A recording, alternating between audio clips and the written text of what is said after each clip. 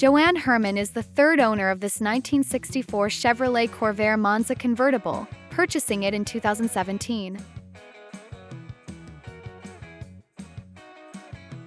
This car was produced on July 31, 1964, and prior to Joanne's purchase, it spent a great deal of time sitting in a trailer.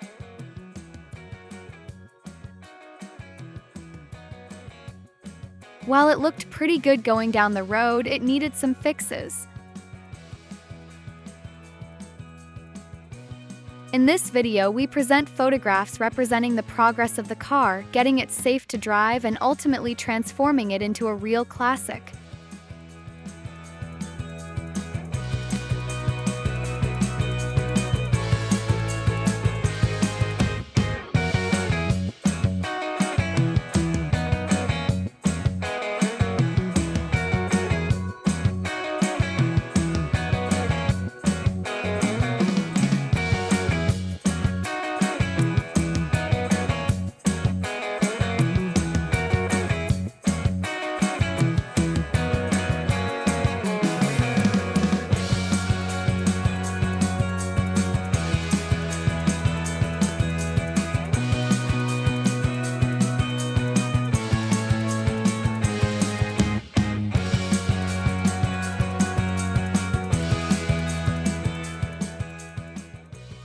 The more they fixed on the car, the more they found needing fixing.